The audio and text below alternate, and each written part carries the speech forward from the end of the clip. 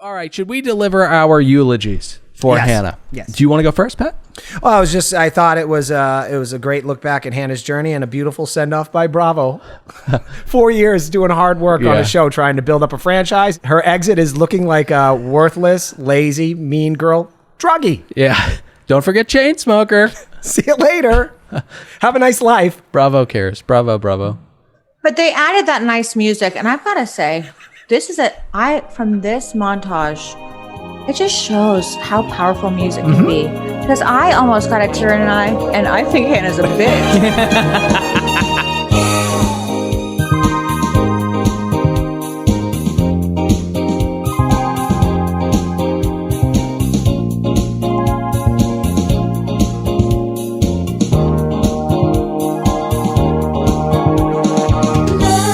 Welcome aboard another brand spanking new episode of another Below Deck podcast. My name's Dylan. I'm saddled up next to my buddy, Real Nicholas Davis. Ahoy, matey. Patrick, the producer of the podcast, is over there behind my glasses. Hello, everybody. Joining us this evening is someone I am honored to be able to call a friend. We missed her very, very much. It's the Queen of the Sea, Kate Chastain. Kate, how are you?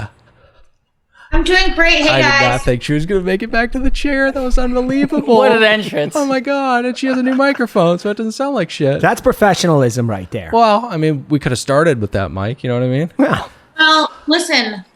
Also, ran a little late. Quite a power move. Do you think this is, can you hear me? Yeah. Is it You different? sound great. Yeah, it sounds good. Okay, so Kate, you'll be joining us this evening to break down all of the tea, all of the drum, and all of the, did I say tea? Yeah. All that. You did. It was awkward. It was What's weird. awkward about? Are you drinking tea, by the way? Or is that a transfusion? Vodka. Okay. All right. So before we get into everything, should I ask her how she's doing? Or Yeah. You're being rude. Really? She's a guest. Yeah. Hey. I know. I mean, at least, butter me up a little bit, even if it's fake. I'm doing great. Thank you. I'm still in Florida. And, that's about it. Okay. See, that's why I didn't want to ask. Off air, he called you the Queen of the Sea, as we always do. Yeah. Which is That's true. Okay. All is forgiven. How your plantations treating you well? Any ghosts? It's a Victorian house, not a plantation. All right. A plantation is problematic. No ghosts. All right. good. Thank God. So before we get into the show, we have to really, really quickly pause for a public service announcement from none other than Patrick, producer Patrick. That's right. This is very And we important. have to get into the show. No, I understand that. Okay. But it's Because important. people came here for us, but for her. I get it. Okay, got it. I understand our audience better than anyone. All right. Get my music together, will you please? Look at those shorts on Dylan. How many knee positions above the knee are they? those are regular. Special announcement. As you all know, I am not a judgmental person. I am a nice person. I am I'm a nice guy in general. What I am not is a fool. My kindness will not be taken advantage of. As all the barnacles know, I created the Another Below Deck Facebook page so everyone could have fun talking about the show. But most importantly, it's a forum to worship me and tell me how much you love me. Well, you didn't make that. Nick made it. You don't know how to work a computer. You're interrupting me. Things have been wonderful for years, until just a few days ago, when I uncovered a sleazy, slimy little barnacle committing a fatal error. Ryan Bender. This was the post. We do have to get into the show. No, I understand, but I gotta get, What did he do? We hate this guy. Tell me everything Ryan Bender He did. wrote, He's attracted to all of us. I really enjoyed Hannah's new podcast this morning. She and her friend are so funny and great together. I thought 10 out of 10 would recommend. How dare you, you worthless sea sponge. Your ass is out of that group. Yeah. You're out. You're out of here. You're out. You're out of the Facebook group. Sorry, Rye. Unless Don't call him Rye. you remove that goddamn post immediately. You go over to Hannah's podcast and leave her a 1-star review. And then in the body of the review, you praise us and tell us how great we are. Okay. You then will screenshot that and paste that in our Facebook group. Can we get into the show? And lastly, Okay. you will make a public apology to me. Once this is done, I will consider allowing you to stay. Thanks for coming on, Kate. Speaking of loyalty, she's still here. Hey guys. Okay, so before we get into the show, I do want to ask you, we were pretty tough on Malia last week. I kind of think that we probably should have laid off a little bit, but we'll get to all that. I don't want to get ahead of myself. You've tossed some flame on social media. What are your initial thoughts of the rat and the narc and the bunk bed bully, Malia? So what I tweeted last night, because my Twitter is blowing up, like, Kate, weigh in with your thoughts. And this is actually right now the first time I've spoken publicly about it at all. Sick. Well, you so went on Andy's show. I didn't really discuss this. And also, don't compare us with Andy. We're way better than Andy. Yeah. That was about other stuff too. Okay, got it. So about this very dramatic episode of Below Deck Med, a lot of people have asked me to weigh in. And I tweeted last night that, I'm just not comfortable speaking on something that I was not there for on my social media. I think they're all morons. Yeah, of course. And I think they're all assholes. Right. I don't take sides. I think they're all morons. You're an equal opportunity offender. She's equally opportunity offended by their stupidity. Okay, well, Thank you, Nick. try not to toe too many lines tonight because we really want to get spicy with this recap. Do you have any thoughts? I don't know what too many lines means. I was not a deckhand. Okay. I thought it was a good pun. I mean, it wasn't one of her best. I mean, she's roll with the pun. I literally. What do you mean? You don't want me to like have too many opinions? Is that what No, you're I'm saying? just No, have as many opinions as you want because Yeah, we're gonna exactly. we're gonna get spicy. yeah, we're gonna get spicy, and you shouldn't Juul. By the way, it's very bad for you. Okay, Captain. Okay, Sandy. let's get into the show. We begin in Captain's. Hey, you're not going to do thoughts and knots? Oh my God, it's taken so long to get here. I kind of want to just jump into it. But yeah, we do have to get to thoughts and knots. Pat, knots? I'm going to go. Please. Okay. All right. This is my thoughts and knots. Okay. I loved the guest who, when prompted what he loved about everybody at the table, he said, nice boobs to you. Yeah. And to the gal that's the member of the itty bitty titty community, he said, great hair. You're disgusting tonight. Yeah. And he is too. He's a complete asshole. I hate him. 100 knots. Okay. See, Pat's really burying the lead here by talking about the offhanded comment and not the scandal about Valium. Are these your thoughts? No, Nick, thoughts, knots. Because I have to kind of agree with Pat, though the big reveal was the drug and the firing and the drugs and all that. Man, this guy really stole the show. This creep. Okay, how many knots? This charter guest, incredible job by him. 96 knots, an episode of everything. And Kate, your knots? These guests are vile. Vile. They're disgusting. I feel like they look like they're from Florida, which I'm from Florida. Yeah. They are. One of them is the Central could they not Florida AC King. Yeah. I knew it. Yeah, absolutely disgusting people. Ugly Americans makes you depressed about this country and the makeup of it. Makes you really sad seeing these kind of people out there. Oh. Yeah. And you're knots? What is not things I did not like? No. It's a scoring system. It's First time. How many knots I give it? Then I give it a solid 88 knots. That's good rating. Yeah, that's a good rating. That's a tough but fair. Yes, tough but fair. I think it's wildly unfair. I just said it was fair.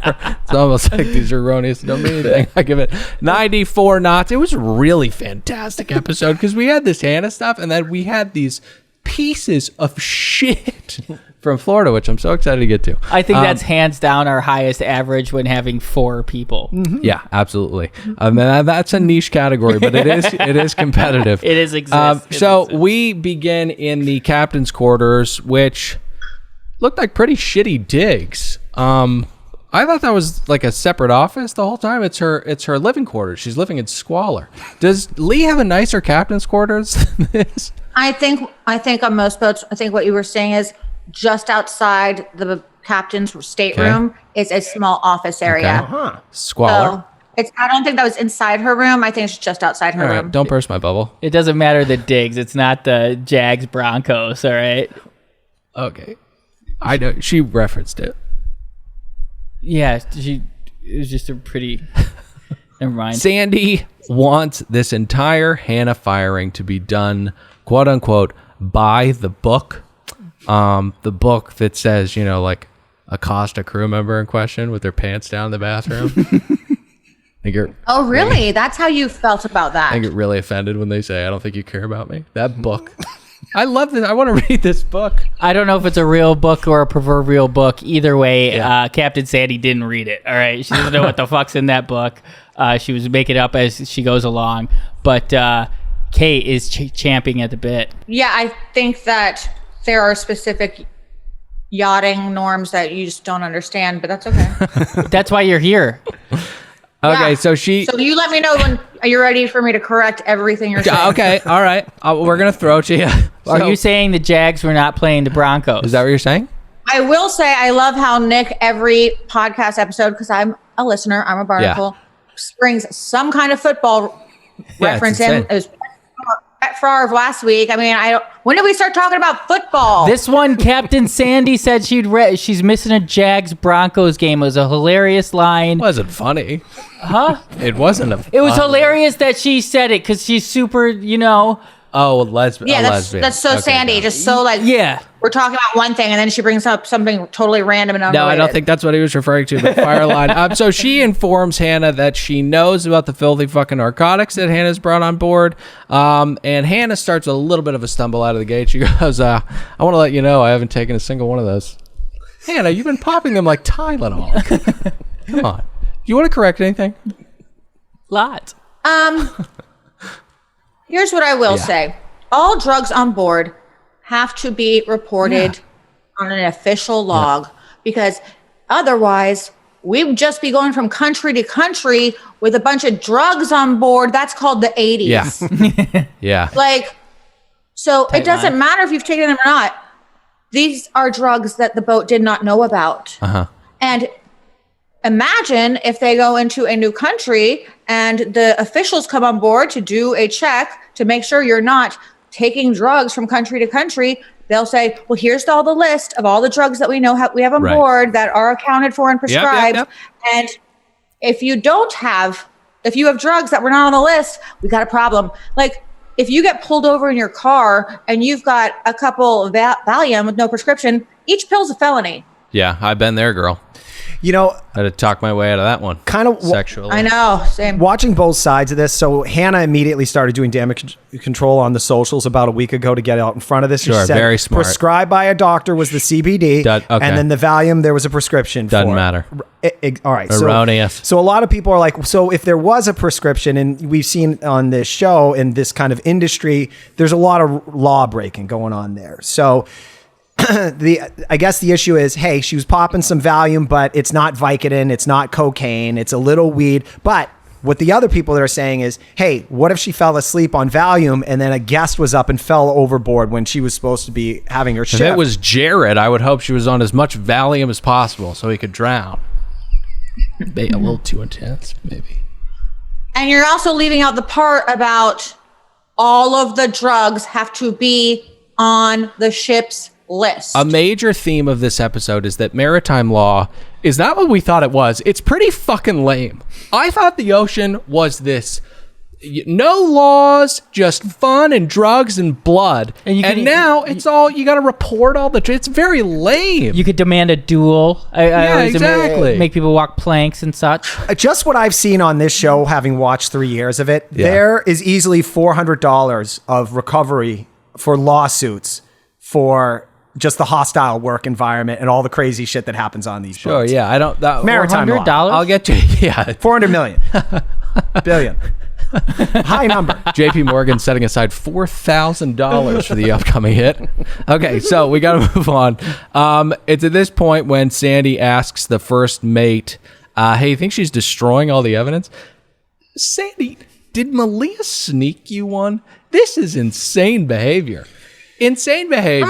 Is it? Yeah. She's got the photo. I mean, what are we doing here? You think she's valid and running? Hannah's pants are down. Hannah was in the bathroom, and like if you thought your job was on the line and it was just a miscommunication, if that's what it was, Hannah would have been like, oh my God, I'm so sorry. I'll just go grab the prescription right now. You'd wait to go to the bathroom. You'd be like, here it is, because my job is on the line. No, she went to the she's in no rush. Actually, no, I think we're going to take a little potty break. Go. I mean, and listen, I don't know about you guys, but I tried that trick many times in high school. Boofed it? I mean, the fact that then Sandy was kind of right. She went down there. She's like, I think Hannah might be flushing drugs. Oh, she's in the bathroom. Oh. I'm with Kate. So then open the door, and Hannah's like, what? Cool. Conveniently leaving her fly down. If you're going to open the door, do your top button, but she left the fly down. Sandy broke in like fucking Jack Nicholson. Oh my God. I agree 100% with Kate. She was trying to flush those drugs down there. 100%. She admitted that she had them. But she had said she hadn't taken them. So Sandy's going to see the package and there's just going to be a million pills missing. Okay, got it. Hey, how about production selling her down the river? Are they supposed to be a little impartial? Yeah. I just showing the replay is all I'm saying. Yeah, it was a very ambiguous replay that was like, again, the stings and the music and the slow-mo. This is all very on the nose. We get it. It's intense. She's being fired for drugs. Can I do a fun little sidebar fun note about First Mate David? Yeah, sure. One of the Barneys did some investigative work. It turns out he is generally the captain of that vessel. Oh, okay. And he got demoted so that Captain Sandy can look like she's actually driving because the boat. she's got so much fucking star power. He needed to step aside. Do you have any thoughts on this? You need to correct us. Actually, on every single season of Below Deck, the engineer and the first mate are there for insurance purposes. I don't know. There's not a lot of billionaires who'd be like, yeah, sure, take my yacht and let these random people drive it. No, for insurance reasons, if you can use our boat for your show, but I'm going to want 2 people that I know are capable and familiar with my very expensive yacht also on board. Right. Enter Darian. I love Darian. You love Darian. Dairy 10, dude. Darian's so cool. Yeah. He's dropping beats. Yeah, he's a good friend of ours. How much do billionaires get paid to lend you their vessel?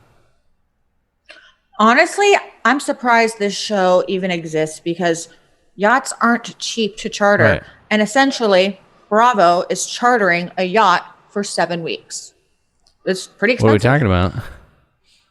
I don't know, but I know that our salary's going to be higher because of the budget. I feel like though they still get away cheap because I mean once they start paying stars like you, but early on they're not paying anybody anything. That's like locations, like they have their locations done. They're on a yacht. I feel like that's not that expensive at the end of the time. 2 months for $100K, $150K. I would imagine that Below Deck is a much more expensive show to film than most, where you're just following a group of drunk friends around their hometown. Yeah, we're pitching that right now, actually. Mm-hmm. Hey, can I digress a second? I have a few questions for Kate about drugs being on board and having a prescription. Okay, so Kate, if Hannah had showed up with a prescription for the Valium, that would have just been one piece of maritime law. She still had neglected to report it coming on the boat. Would that still have gotten her fired even if she showed up with that prescription? No, I think that would have been a different story. Right. It would have been, okay, so you failed to omit it. But also, on yachts, you can get fired for your personality if people don't like you. It's happened to me. Hard to believe, I know. It was in my early years. But if Hannah was a fantastic chief stew, hardworking, good team player, I think they've been like, okay, you have a prescription and you're such a valuable asset. You did forget to tell us to put it on the ship's roster of drugs, but now we will. Thank God we didn't get caught. Let's move forward. But I think she wasn't good at her job. She was drugged lazy, up and high all the time. Yeah. How do you expect her to? No, we're kidding. We're kidding. Even when she was sober, she still wasn't that good at her job. Whoa. She wasn't good for morale to go around telling people like, oh, Chef Kiko was my best friend and now I'm all alone. Like, be an adult. Like, you're basically separating yourself from the rest of the crew, which is not cool. I think that if she had presented a prescription, which she did not, and she had been a team player, good at her job, I think she would still be on board. It was just kind of like too many things. It was the totality of all the things coming in together. How often do you guys have dinner with one another or brunch? I never eat in the crew mess because I'm always working. Deckhands are always in the crew mess. No, I was talking about you and because Hannah. Oh, Hannah and I have not talked. Actually, yesterday was the 1-year anniversary of when she left me on red. Wow. Special day. Did you pop bottles? Yeah. Did you have any? I did, but that's what I do every day. So whatever. Exactly. All right. So, yeah, I mean, we'll get to it, but that's why I just think that we were a little bit hard on the rat and the narc Malia last week because, again, I'll get to. I wouldn't want to work with her, but. Hannah, what are you doing? What are you doing boofing Valium? She's boofing Valium. I am going to slice and dice this argument that you're trying to form here about Malia. What do you mean? Well, all right, so you're trying to go back on Malia, like maybe we're a little hard. No. First off, Rat and a she narc is a did narc, great for but I don't have a numbers. problem Rat with and a her narc. being a narc, but she only became a narc when she was upset that old Hannah wouldn't move the bunkies. She's a bunk bed bully. She's a bunk bed bully. She's a rat, a narc, and a bunk bed bully. We'll get to it in a second. All right, so Hannah gets on the phone with her boyfriend. A little revision. Hello. Oh, yeah. A little revisionist history here. She's like, I had a panic attack, and they think I'm not fit. No, that's not. That's not what happened. That's not why. But speaking of, Sandy does come out with this, and she keeps leaning on the "you're not fit to be at sea" thing because of the panic attack. She keeps bringing that up. Why is that being brought up at all? All she needs to say is, you boofed Valium. You didn't tell me about it. That's it. It's none of this, I care about you. We weren't sure about your health because I heard from the rat and the narc that you had a panic attack. You boofed Valium. And you didn't tell us. She also said, and if something catastrophic happens, it's your responsibility to calm the guests. Who better to calm the guests than someone with Valium? So calm. So calm. So calm. Do you have any corrections? Who wants to hit this pen? No, I think that, like I said at the beginning, I think they're all morons. I think they were all wrong. Including Captain Sandy Bond. So it is at this point where Hannah says, Sandy, you don't care about me. Do not say that to Captain Sandy Yaw. Okay. Oh, you don't think so? Oh, you don't? You don't think I care? Hannah, do you think if I wanted you off the boat that I would use this? Huh? No. It is bullshit, because I could have fired you last year, the year before. So, if you want to make it about that and say that I don't care, it's fine with me. I won't care. Promise? Promise? So now officially, I don't f***ing care. Pack your clothes, and you can go now. Like, I don't care. It's like, you. That sounds to be like a breakup that was meant to end nicely, and then it just gets ugly at the end. Where is that in your book, Captain Sandy? Telling the person to fuck off and get out. Well, that's page 70, only if you get really upset. Do you know what I love? I love the fact that Captain Sandy has a motivational speaking tour. Meanwhile, Kiko's sobbing and feeling not so motivated. I mean, like, I'm not sure she's the person to have a motivational speaking tour. The world isn't fucking fair, Kate. It's not fair. All right, so this is Thank when you. Malia gets her turn to approach the bench. She's facing charges of being a rat and an arc and an evil bitch, so I just want to let's just hear her defense, okay? I feel for her. It's my job to report drugs. Maritime law is zero tolerance. If one of the guests is wasted at night, falls downstairs, breaks their legs, we have to do an incident report. Hannah gets popped for a drug test, fails. There's a lawsuit. There's Captain Sandy's license. That's it. I never trusted Malia from a year ago before this happened because she loves doing handstands. That is such a fucking phenomenal point. It's such a good point. I've seen her handstands at least 70 different times. She has this post on her Instagram feed like, ooh, I did a 30-second handstand today. She was on deck last time she was on the show doing handstands on the deck for all the deckhand boys. Methinks thou does handstand too much, Malia. It is a thing that you can get excited about. Like, it's when I learned how to backflip on a trampoline. I couldn't stop doing it.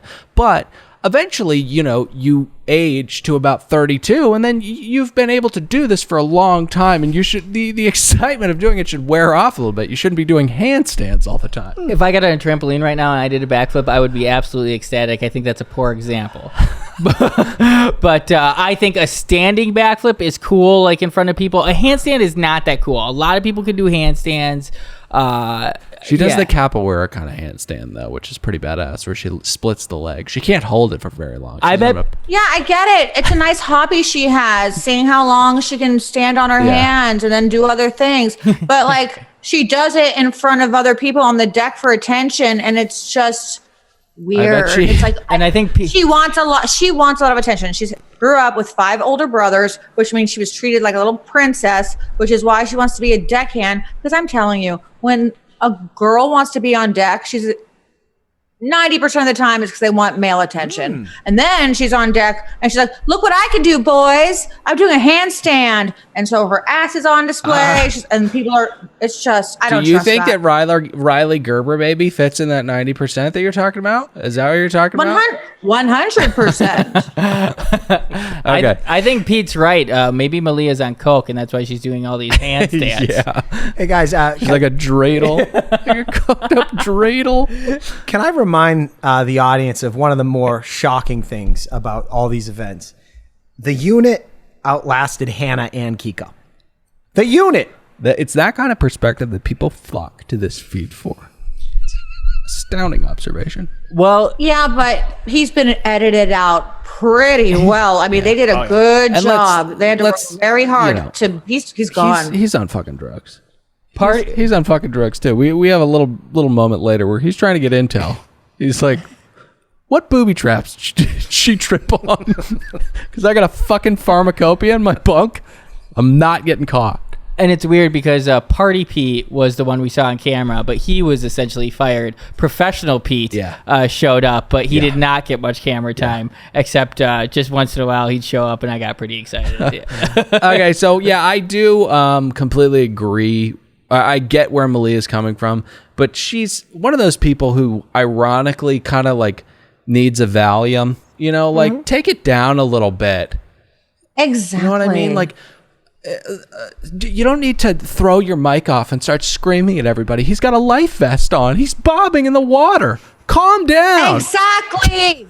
And quite frankly, the other person on the jet ski couldn't swim, and the driver of the jet ski was a charter guest who had had some champagne. Malia, why didn't you have one of your deckhands driving the jet ski with the guest on the back for safety? You're fired up tonight.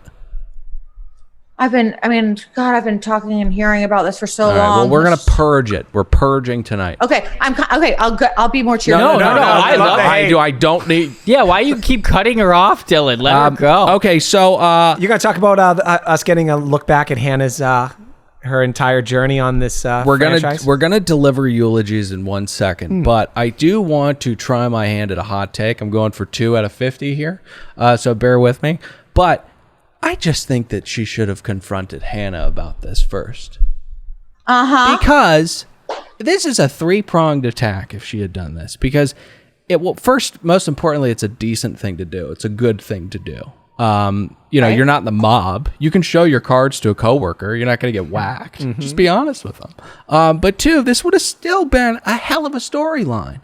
She tells Hannah that she's got however much time before she's going to go to Captain Sandy. Why did 24 work so well? You got a ticking clock. Oh, the old blackmail is where you're going with this. And thirdly, it would have endeared her. Ooh. It would have endeared her to the fans more if she put the onus on Hannah and then Hannah left her with no choice. It was a bad move to just be a rat and a narc and a bunk bed bully. Let me tell you the flaw in your logic. Had the audience seen that she knew that drugs were on board, okay, and then she only used that to her advantage to get, her bunk how she wanted it, we would have looked at her as a real horrible person, putting those horrible people from Florida's lives at risk just for a bunk. I think you're looking into this too much. I think that you're cooling down my hot take. I think you guys are considering the TV manipulation, like chess game, too much.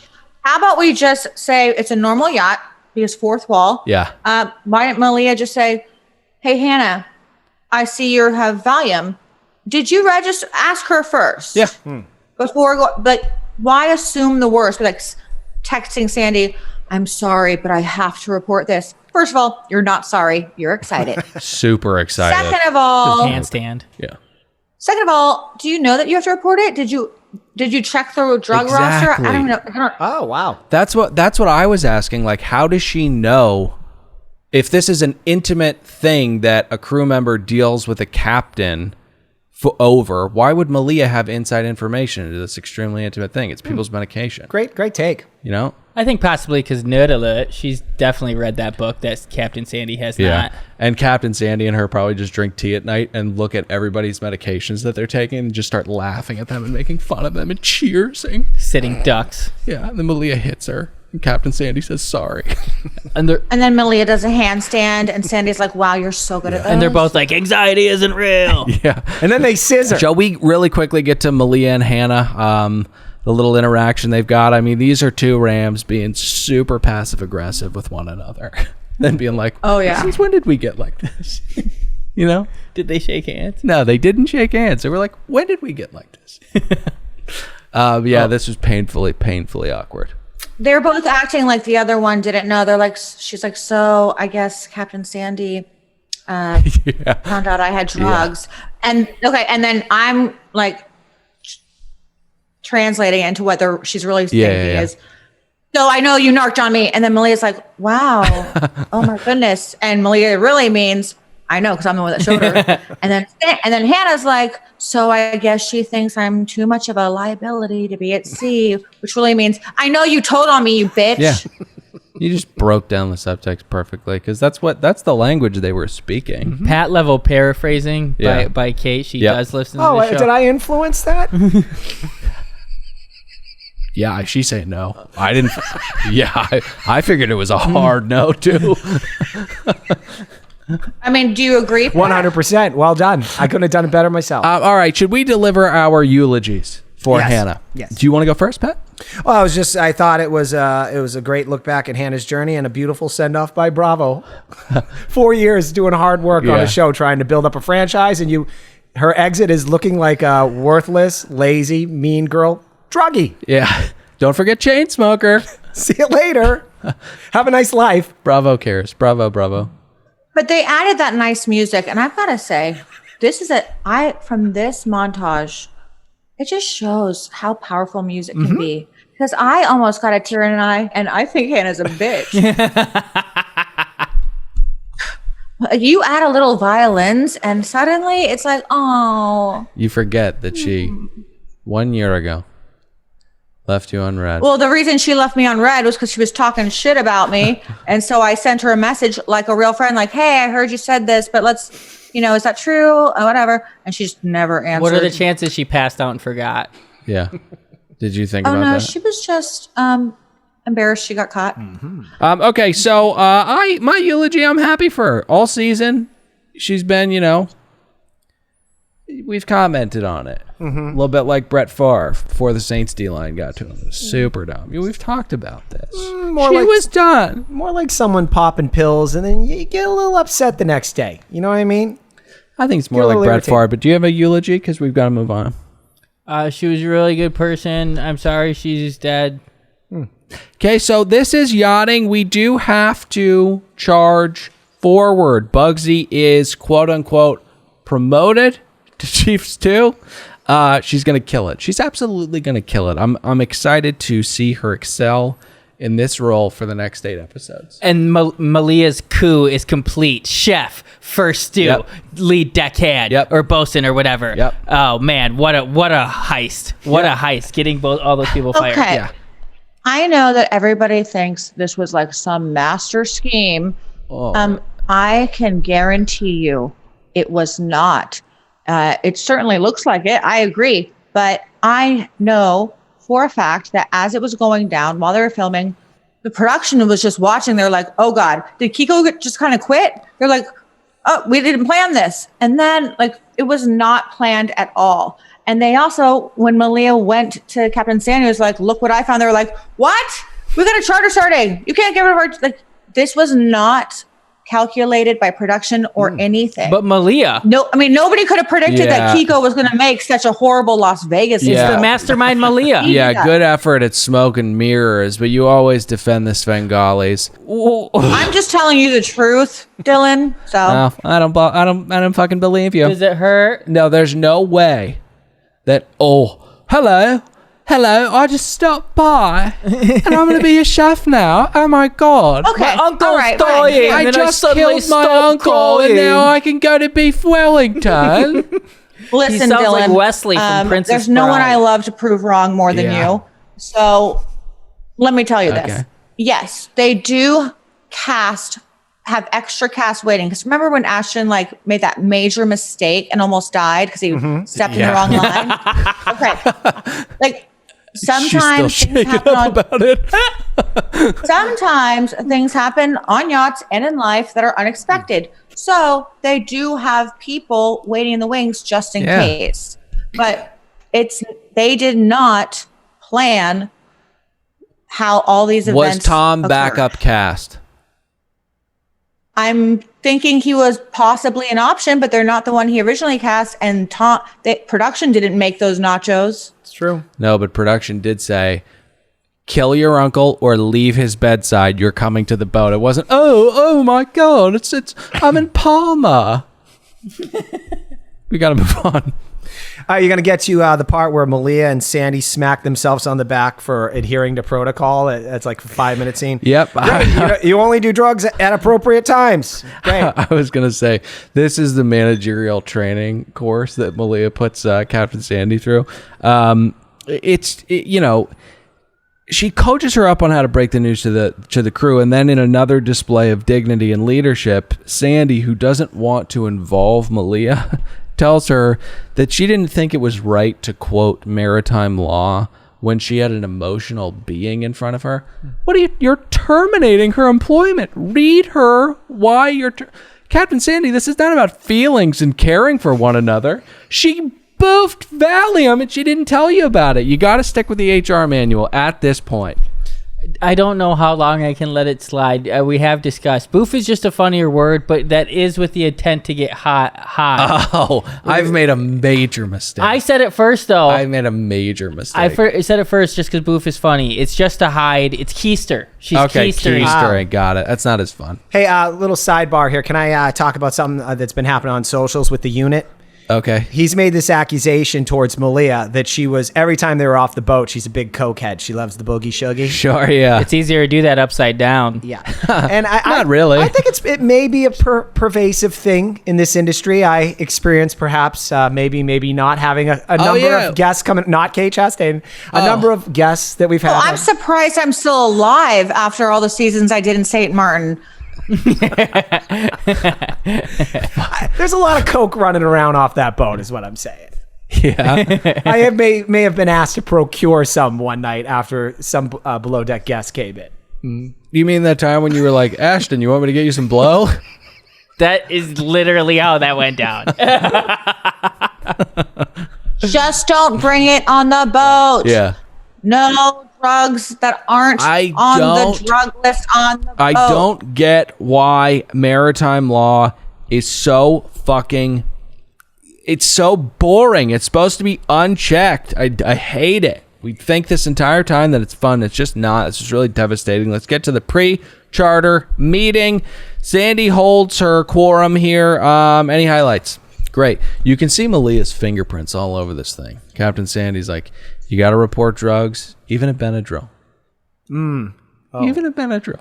Oh, yeah. Remember that? That chuckly little tale that Malia told you? I like how stern Sandy is about this in this conversation. Hey, Sandy, I seem to remember last season when you had a particular deckhand that twice, not once, you smelled alcohol on his breath as you walked by him during his shift. Sure. Why don't you pull him in the office to read him the riot act about maritime law? I don't remember. I said, I smell alcohol on you. I don't want to see that again. Yeah. And then it happened again. Yeah. And then he finished the season. You know, Sandy puts a little Baileys in the coffee in the morning. I don't think that she's going to get on anybody's case for that. How lucky is she it wasn't one of the 7 times she crashed in that dock? I love They that should have a breathalyzer on the boat. Like, Things really fell into place when it first started. Oh, and man. Okay, so the Martinez family comes on board. They are the ugliest of Americans. But the worst is the fat guy and his whore. Really just the fat guy.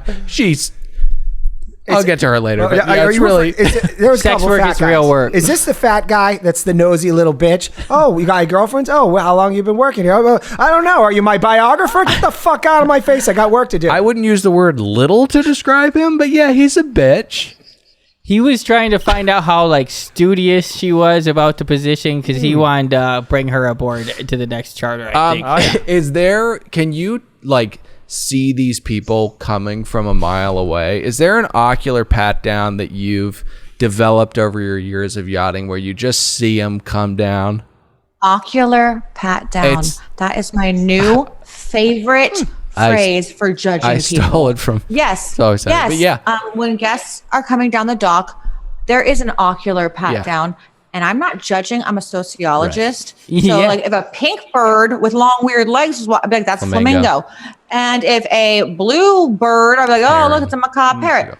And if they're a bunch of these people, seagulls, like, fucking seagulls and pigeons. No, these are like buzzards. I don't know. I was like, oh God, they're from Central Florida. Yeah, exactly. And boy, do they like the dildo cold. Happens this episode, yes, right? The dildo happens. Oh. I mean, if that's not, here's our indicative guest red flags. A wide brim hat on a lady. Okay. Usually means she's a little high maintenance. Linen clothing, but it's pressed. Very rich. Okay. Anyone that thinks it's a fun party trick to have a dildo passed around the dinner table is disgusting. Yeah. And again, it's like the handstand thing. Like we've grown out of this, you know. Like we don't get a kick out of dildos that much anymore, right? I mean, they're fun. Speaking of Jared, fat Jared, he has a couple of fire lines up top. He says, "Is this the dinghy that takes us to the yacht?" Keep eating. Okay. Let's speed along your fucking existence. Listen, so Bugsy was giving her first yacht tour as the Chiefs do. Fun fact, she forgot to change her epaulets. She was still wearing two stripes. Oh my God. Me and Nick texted about it last night. Second of all, while on the yacht tour, this was her moment. I was like, okay, Bugsy, I'm sure, I know she's been working in yachting for a while. I was almost like, she might be better than me because, you know, I've been doing below deck. Yeah. Her yacht tour proved she's not because it just seemed awkward. I could give that to her. I could give that to her too. She was just like too intense. But the fact that during that yacht tour, these hideous guests made not one, not two, 3 sexual jokes. So like about a stripper pole, I was like, oh. Yeah. They were all just hack jokes. Fucking jokes. And that's part of my ocular pat down or whatever ear is when guests come on board and they start being like overtly sexual, like that's where all their humor rises. We've had plenty of these people on Below Deck. They're not an infrequent type of person. They're usually from Central Florida or someplace fucking filthy like that. All right, so let's get to lunch. It's a first impression. It's very, very important. I did want to talk about the Abu Ghraib kind of childhood that he had. His mother wouldn't let him sleep. She just played Slipknot at all hours of the day. We learn of a very abusive childhood. The mother apparently, if he overslept, would douse him with a hose. Yeah. Sounded like Navy SEALs. And, I was watching the whole episode. I'm like, what a well-adjusted young man. Yeah. And then thank God I got that trailer because boom, snapped into focus. Yeah. But listen, I don't trust anyone who plays the victim. Normal people hide their shame and hide their shameful past. Yeah. Anybody who leads with, my name's Tom, I'm a chef, and it's because of my childhood traumatic experiences. We know you're in the yachting industry. Of course your childhood was horrible. That's like Rob the Zombie. Everyone has childhood traumatic experiences, but anybody who leads, like, defines themselves, my bio, tell me about yourself. Well, he wrote a book about himself. Yeah, don't lead with childhood trauma. They're manipulating. And I think that he was trying to be fun about it. He was like jolly, like my mom used to. But keep it light. This sounded like she was torturing you when you were a child. It's me, Darius material here. Yeah. Okay, so really quickly, fire hangers. We get a few shots of these guys being scumbags. Fat Jared says, "I'm your daddy" or something like that. And then the primary says that he needs his pasty, aging, fake-breasted wife to welcome Jess in for a threesome. You're forgetting the part where Jess throws up at that prospect and then runs away laughing at you. Fuck you. Fuck these people. All right, let's get to lunch. We've got marinated burrata. We've got heirloom salad, osabuco, braised veal, some type of roast pepper. I didn't think the buco was that awesome. With a Sicilian crumb, some type of bullshit like that. Sea bass. All right. He has Malia cover up the burnt skin with a lovely little relish. And we get quite a little cliffhanger here. The guests inquire about Sandy's knowledge of Tom's cooking.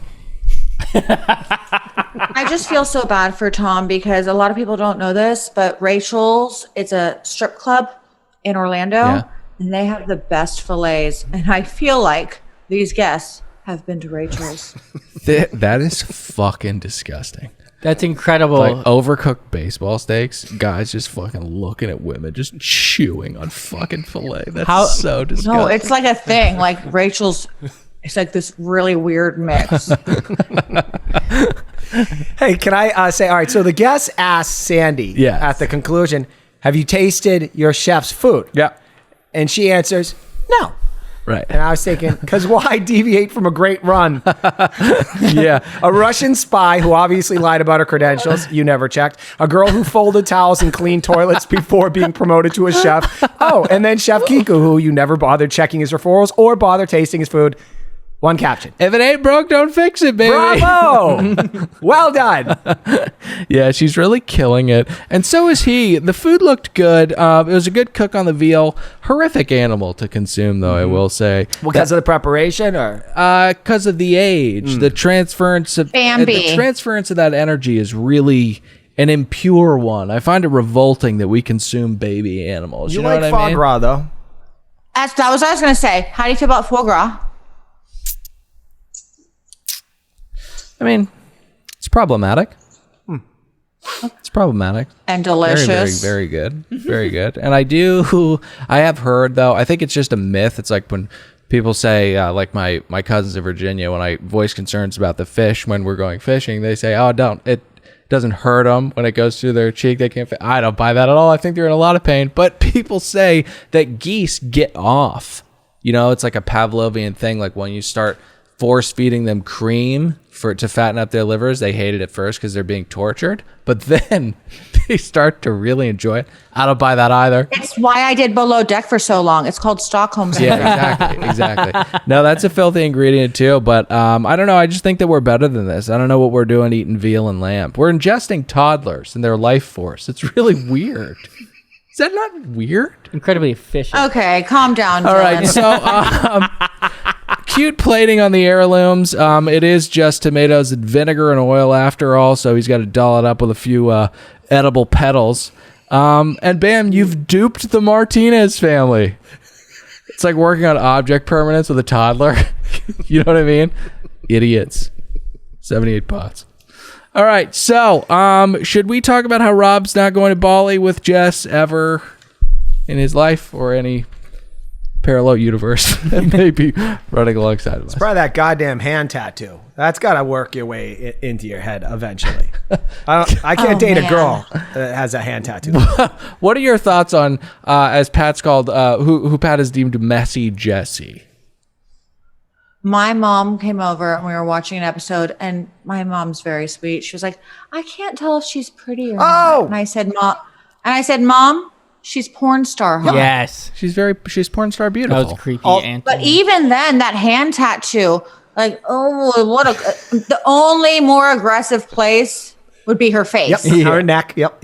Yeah. I just found out today that Amber Rose got a tattoo of her children's names across her forehead. People, no. What are we doing? We have to stop. Let Post Malone be Post Malone. Don't have him be a trendsetter. It's permanent. And Cindy Crawford and Randy Gerber's son got misunderstood across his cheek. That's happening now. White Jewish kids in Brentwood are getting fucking tattoos on their face. Yeah. We've jumped the fucking shark. This is crazy. Hey, we don't have more than 50 years left on this planet. I've said it so many times. I actually appreciate it because it's like the stupid people are letting you know in advance, like, hey, I'm stupid. Like if they walk up to you, they got a face tattoo, you're like, oh, Thanks for the warning. I won't expect much. You don't need a really detailed ocular pat down. You know what I mean? It's like a big name tag, but on their face. They're announcing it for you. Yeah. All right. So Jared's got another great line. He says that I want whiskey double my age and a woman half. Forget the poor sex trafficked woman for a second. What is he, 50, 60 years old? He's got to be at least 60. I think the highest we go up to, the craftsmen that can get whiskey to that age, we're probably looking at 70, 75 years. And you're probably looking at 60 or 70K a bottle. I don't think you have that, fatso. Keep eating. Let's speed this up. No, he was trying to be cool there because he's stupid. He's trying to say that not only is he rich, but he gets younger girls. Now, I agree. I know for a fact there are a lot of men who want whiskey half their, double their age, doesn't and exist. women half. But you don't say it out loud. Right. If you're achieving that, yeah. you the don't only need to time brag. it's really attainable is if you're a really wealthy 16-year-old. Other than that, the math doesn't work. Oh, they're like 100-year-old whiskeys, aren't there? They're unattainable. They don't exist. I don't want to get hung up on this. Two things: 100,000 users, and the king of Central Florida AC. I don't think you understand. The king of Central Florida AC. Okay, so it's what's his name? What's his Jared. name? Do we know? You know, Jared what? Jared, I call him Your Highness. I don't know. He could be a Martinez. He could be a Fogel. I'm not sure. So it's at this point where the primary Jared Fogel? Did you do that on purpose? Yeah. He likes kid porn, this guy. That's a Subway guy. Okay, so it's at this point where the primary, who I also think was on Valium, tells Bugs, it's a birthday. We're going to do a birthday. Bugs offers up the cake. She offers the cake to her, but let's get to that in literally 1 second. First, she's told to bring their 6-foot dildo back into their quarters. Where is maritime law here? If we're taking the color and the mirth out of maritime law, how is this okay? It's a 6-foot dildo that he's penetrating this poor sex trafficked woman with. No, I don't think that dildo's ever been used for anything other than attention. I don't know. B, if I had a nickel for every time I had a guest bring out a dildo and try to get me to like do something, like move it, touch it, put it in the table decor, no. There's standards for how much someone can pay me and what I'll do. These people cannot afford me. And if I were Bugsy, I'd be like, I'm going to leave that for you. Yeah, I didn't bring my forklift. And rightly so. You know, one thing I'm getting concerned about reality TV shows these days is at some point are cast members going to start suing production for hostile or sexual harassment or things like that? This is insane. If this happened at Vox? If this happened at of course, at Vox. This happened at Vox? Hey, go put my dildo in my office, will you, Sally? My life was threatened. Personal story real quick. Okay, I was a juror for 4 months in the city of Glendale about 10 years ago. 3 female police officers were suing the city of Glendale because they walked by in the watchtower a guy who was a cop. He had made his own website, a porn website. Sure. And they were forced to walk by it as they'd go to their lockers. We gave them $300,000 each. And so Bugs just kind of tells Tom, the pupil of the G-Man, She broke. that he's gonna do a cake. She does not check with him. She doesn't say, didn't know you guys were doing a fucking birthday party. I thought this was just some pathetic 100,000 user celebration. But let me check with the chef because it's 4 hours to fucking go time. No. She just says, you're doing a cake. I'm Bugs. I'm the chief stew. Kate, do you have any corrections? Oh, yeah. I don't know why every chef, I mean, I do know why because they're cooking food, but there's a difference between being a chef and a baker. So now they've got all this pressure 100%. that they've got to be a baker. I worked with a very talented yacht chef before Below Deck, and he was using a cake mix box. And people might be like, ew, gross. But he said, there should be no stigma around using a box cake mix because all it is all the dry ingredients, the sugar, the flour, the cornstarch, the baking soda, pre-measured. You're good.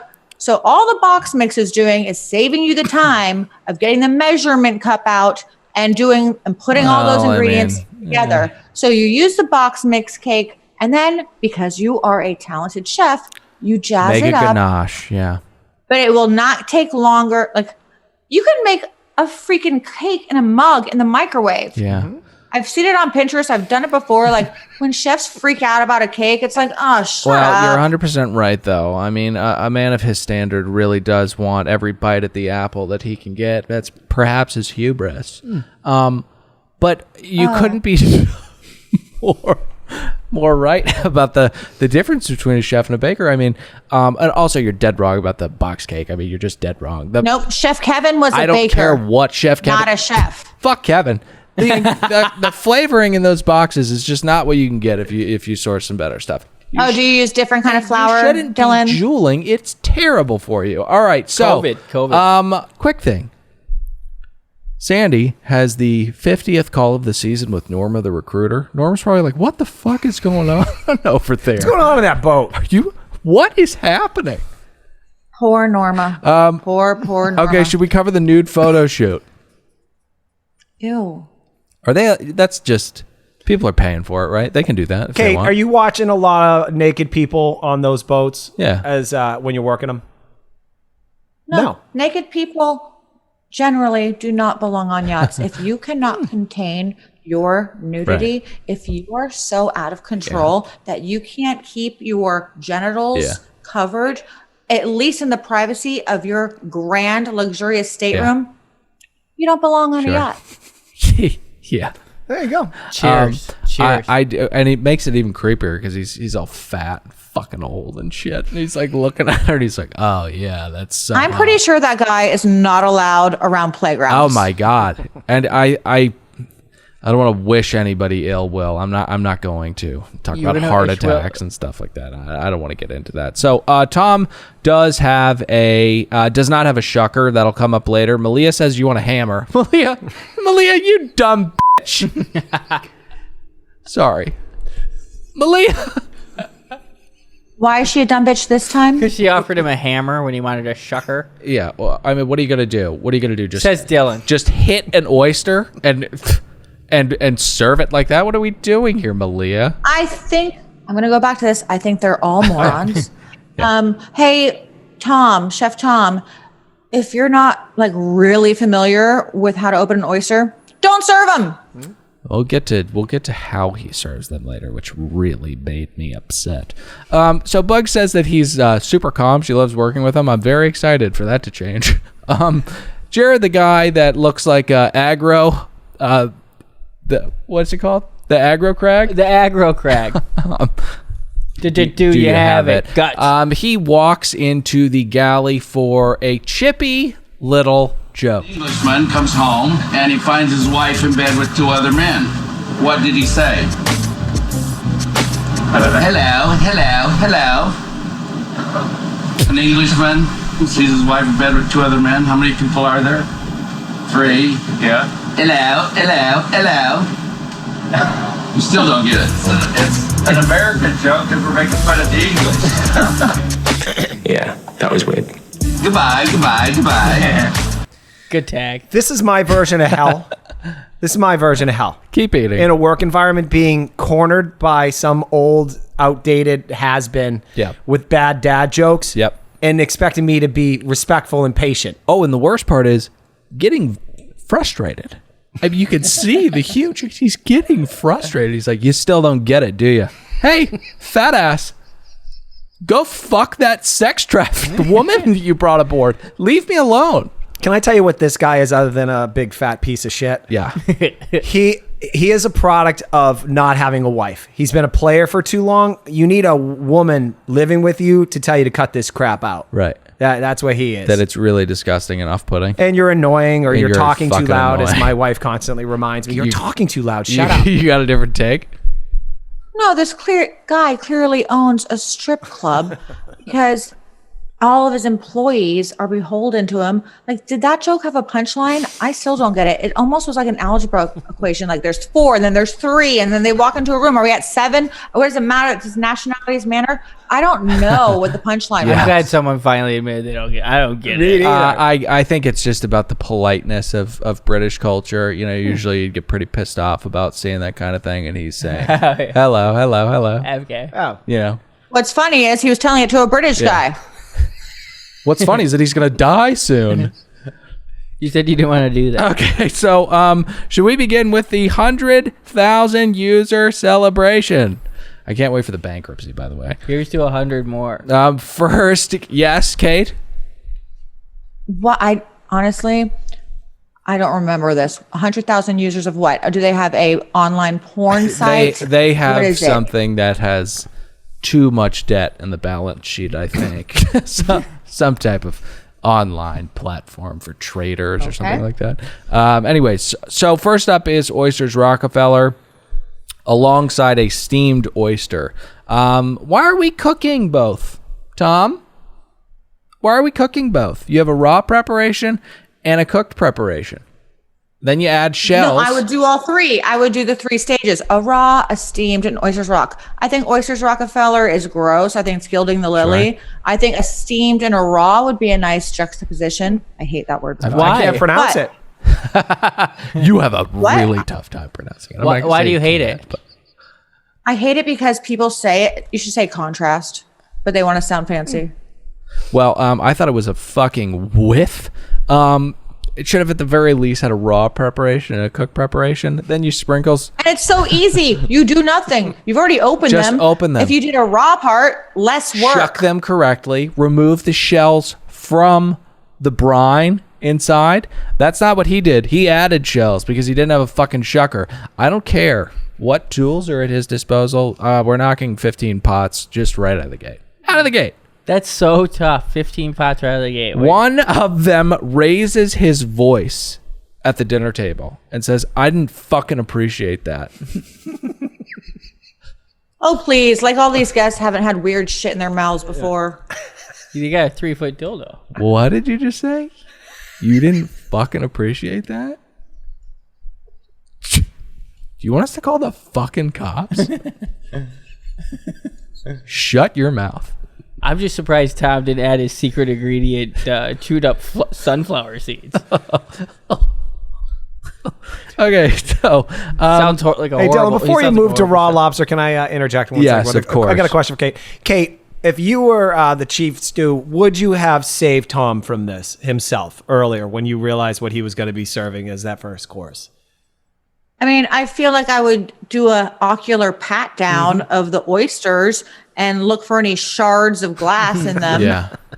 I mean, I can't even imagine or shells chewing, or any shards of anything. Shards, you chewing know. Let's just make sure on like maybe like a shrimp shell. You know, that's not great, but you can get through that. It gives. It's like when you crack an egg in a bowl and you get a little bit of shell right, falls in. You're like, ooh, better grab that shell piece. That would not be good. Yeah, you gotta get that shell piece. But oysters, their shell specifically, that just seems like a very, very tough chew. It's unpleasant. Very, very unpleasant. It's like chewing tinfoil. What is pleasant is perfectly poached lobster, which is what is up next. It is put on the plate next to a beautiful confit potato. Now, according to the numb tongues of these fucking heads of cattle, the lobster is raw. No, it isn't. It's been sitting in hot butter for 2 hours. Does anyone have any Raising Cane's for these people? Where is Kiko? They would love Kiko's food. That's what I said. It's such a shame that these vile guests were not on the last charter, because they would have been like, these nachos are the best. Hey, Kiko, I gotta tell you, these. I give it. They were like, Kiko, we give you on this scoring chart 5 dildos, 5 dildos for these nachos. These are some of the best fish sticks that I've ever had in my entire life, man. Where'd you learn to cook like this? Fish. Domino cake. That's my wife's favorite. I thought you were saying Mukeka, but you said Domino cake. Domino cake. Okay, so I've not seen the rest of the meal, but for right now, it's 60 also pots. loves Mukeka. So Ben starts. His name's Tom. Tom starts to channel a little bit of the TV G-man here, right? He's very upset. He's saying things like shit and bugger, and then he says to Malia that he's essentially too good for this, which I think he is. I think that there is a difference when you have a mise en place station, and you're working as a team and you're feeding diners who are informed and knowledgeable about your craft. Not these filth. I mean, he usually serves people like myself, to a lesser degree you two. But right now, he's serving people who have points at Raising Cane's. You're half right, Dylan. And I always love listening to every episode of your podcast where you go into the food because you really get passionate. And just like I said, people who use the word juxtaposition are like trying to show off. I love how you said mise en place. Thank you. But you're right. Tom is a good chef, but here's the thing. He's used to being the head chef on like a 80 meter, which means he has helpers who do mise en place. It takes a very skilled, badass chef to be on a 50 meter where the standards are the highest, where you have no one helping you. So he's having a meltdown because he's like, who's doing my mise en place? Right. But also, he's feeding these vile people like Raising Cane's. They think the lobster's raw. Do you know what raw lobster tastes like? It's like Jell-O. Kevin. I'm a little offended that you're saying Raising Cane's has some type of value point system. They do not. No, they do not. I wish they did. I wish we could test Dylan's theory and Tom just order pizza for lunch the next day. I think it'd be pretty fucking good. Take it out of the box, obviously. Put it off like you created it. They would love it. I think they would love it. Ranch, a big bowl of ranch right in the center. Where'd you learn to cook like this? All right. That is it for us. I think the three of us owe the Queen of the Sea, Kate Chastain, a big thank you for joining us. I thought you were going to say apology. Apologies. We'll do that off mic. But a big thank you for joining us this evening. It was my pleasure. Do you have anything to plug? What are you doing? Or what are you doing? I mean, not at this moment because I'm not allowed to, but don't worry. I've got tons of shit happening. Okay, so we're going to talk to Kate very soon. Yeah, any thoughts? I was going to say they ran a promo. She's going to be like doing a look back thing on Bravo, and I guess in a few weeks or something. Why didn't you plug that? She said it at the top of the show. She did? Okay. No, I don't know if Bravo's made it public yet, but there's a bunch of stuff. So I've got so much going on. I don't even know which one I'm allowed to talk about. All right, hey, look out. There's a guy behind you. There's not. Okay, so I am Dylan saying goodbye. Nick, say goodbye. Bon voyage. Pat, say goodbye. Later, dude. Kate, say goodbye. Bye, y'all.